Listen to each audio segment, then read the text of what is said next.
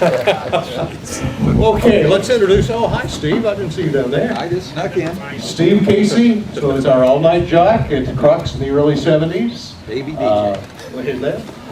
Larry Mack, Gary Mack, who was Larry Dean, and you worked at KRIZ too I before. worked at KRIZ. Yeah.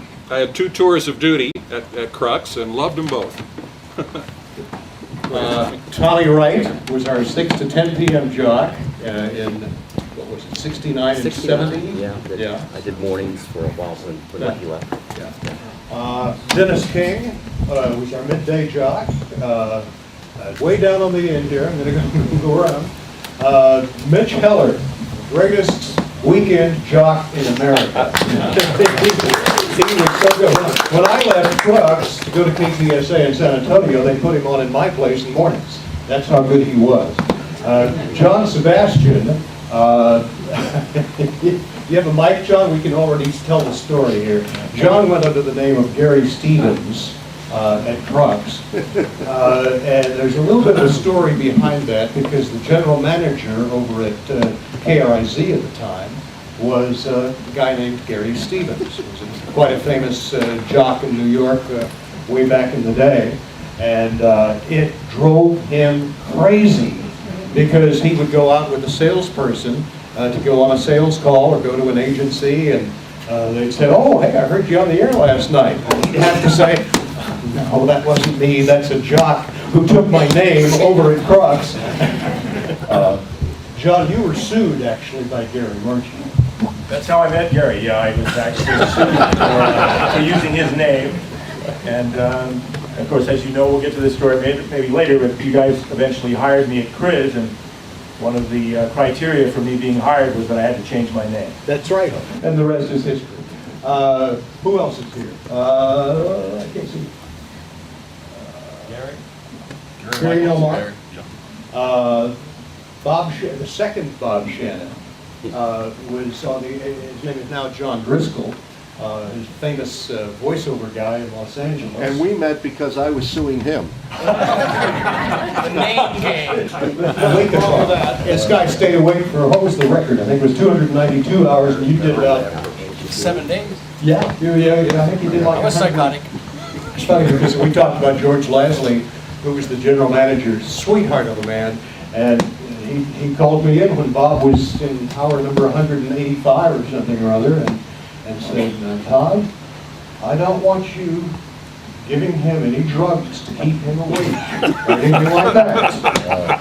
And I said, "Oh no, Mr. Lasley, we wouldn't do anything like that." And then he continued, "But if he gets within 5 hours of the record, you pump him so full of shit he can't see straight. And make sure he breaks the record." Casey Kennedy, I never worked with you. You were in the later 70s, weren't you? What year? 75 to 81. I like so many. Is this on? Yeah. I like so many, or so few, did 2 tours of duty at KRUX.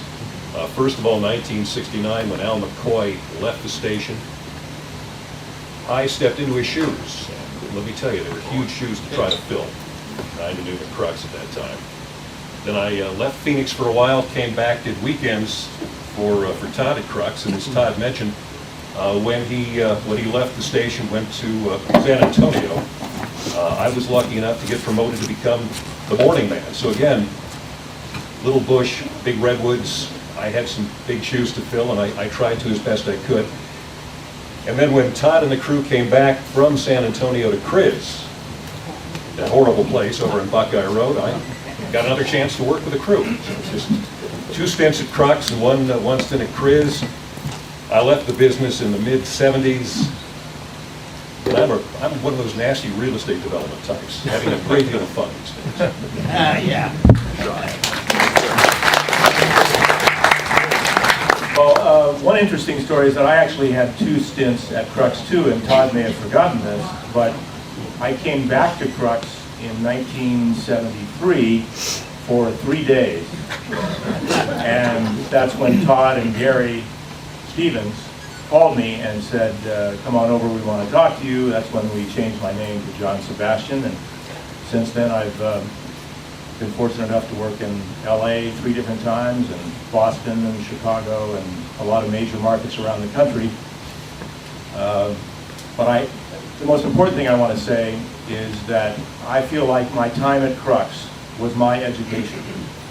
It's where I really learned how to do radio, at the heels of Todd Wallace and Jay Stone and John Driscoll and some of the best people in the business.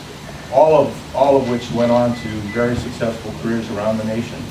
So you know, I've been blessed with my career, and I really owe it all to that lucky break of being able to come to Phoenix and work at KRUX. First off, it's a real honor and a pleasure to work with the people that I grew up listening to, and I eventually worked at the station I grew up listening to, so it's very much an honor for me to be here. I did afternoon drive on KRUX from 76 to 78, and just a couple of us from that era. But I was kind of privileged as a child. My mom was a partner of the patent agency, advertising agency back in the day. And they had the KRUX, KTKT advertising and PR account. They were in the old Coronet Hotel at that time. I remember I was, I suppose it was either Saturday or Sunday night, and I think I was with either Mitch Heller or Phil Kelly or something, and you came in. He went to the bathroom, and he let me start a record. You happened to come in the back door, and that was it for me. I was never allowed to come back in. It was truly an honor and a pleasure, and I wouldn't have come back for any other reunion except for KRUX. It was truly, it was the motherlode of great top 40 radio in our time. It was the soundtrack to our generation. Would you agree with me on that? Oh, yeah. Yeah, I'm a St. Mary's boy, Channing Frye. And I remember in the grade school down there in Van Buren and 2nd Avenue, when I was very young, there was a guy sitting on top of a flagpole in a 57 Ford Fairlane. Lonesome Long John sat in that thing for 8 months.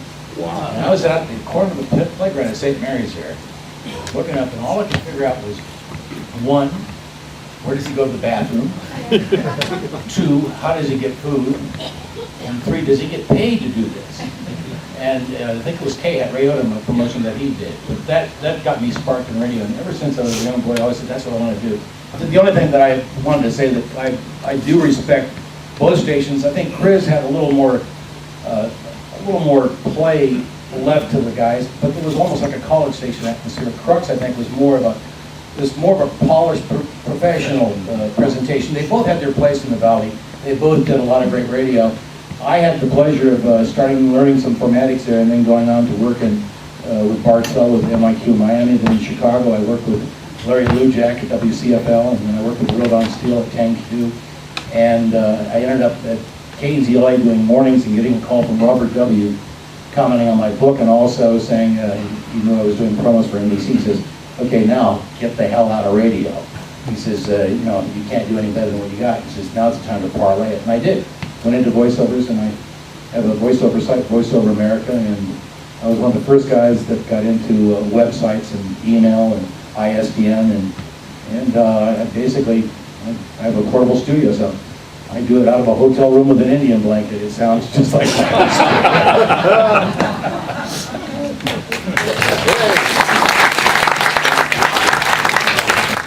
I had just come from New Mexico. I graduated college, and I met him, and he said there was an opening. He didn't have one at his radio station. He said, but go try that radio station out in Glendale. They'll take you.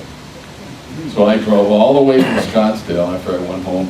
Drove all the way to Scottsdale, and I met the program director. I don't remember who it was, but it was during the transition time when just before it became all news.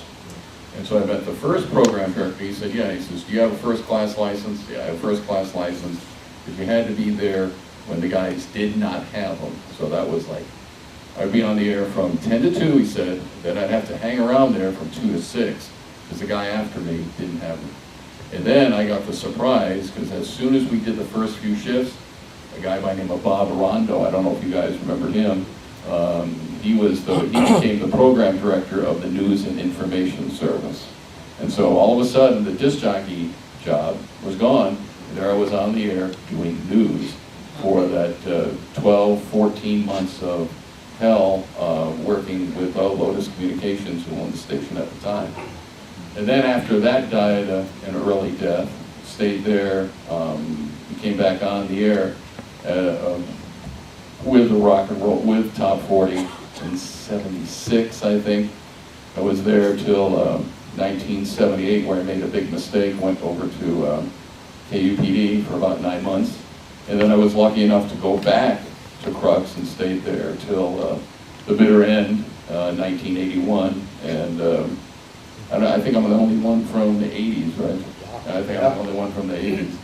And it was a lot of fun, and I had the privilege of following all the great disc jockeys that you all listen to and things like that, and had a lot to live up to. It was unfortunate that FM took over.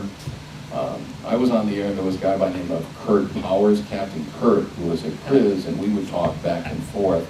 We'd listen to each other's shows on the EBS monitor.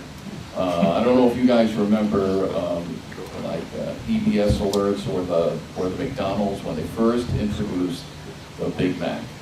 And they had that thing where it was 2 all-beef patties, special sauce, lettuce, cheese, on a sesame seed bun. Well, we were screwing around, and I'd be talking to him, and I said, well, you got to say it this way. And I didn't think that he would say it this way. This is what you call the power of suggestion. And he goes, they were doing the contest, first would win Big Mac, and he goes, if you can say 2 all-beef patties, special sauce, lettuce, cheese, heroin on a sesame seed bun, it went over KRIZ. And honest to God, I almost fell off the chair at KRUX. And I thought for sure Kurt was going to get fired, and nobody called. Nobody called him at all. And he said, you so-and-so, he said, you made me say it. I said, no, just the power of suggestion. Lucky to be alive from the opportunities that were afforded me by Mr. Wallace and crew. I'd had about 5 years experience under my belt starting in 1966 before I had the opportunity to come to KRUX in Phoenix. Disc jockeys are known for temper tantrums, bruised egos. You have 2 choices when that happens to you. You can walk in, call everybody every name in the book, or you can go home and start sending out air checks. And I'm going to get out of here, I'll show them. Little beknownst to you, there's 200 people outside the door wanting your job and would work for free. The next thing I know, I'm going to lunch with Jay Stone, who's explaining to me in great detail the intricacies of the Top 40 KRUX format. The what's and the whys, why this is done here, why that's done there, why this is over here. And John hit it right on the head earlier. Never being in a major market until then, I had the opportunity to learn why. I had the opportunity to figure out that not only was my chosen career field my opportunity to go nuts, play records, have fun, and get paid for it, but it was also a very much of a learning experience. That's where it started to come together, and that is where I first learned the level of the ferocity and the intensity of total competition in Top 40 radio in any given market back in that era at the time. People you hated when you were on the air, you hated the ones at the other radio station, somehow you remained friends for life. You know, it was just an incredible trip. Went on from there and went to work for Paradise Unified School District, retired 5 years ago, and I'm looking forward to the next one. I'm ready for the next reunion. Thank you, and it's amazing how many people remember us guys. Thank you.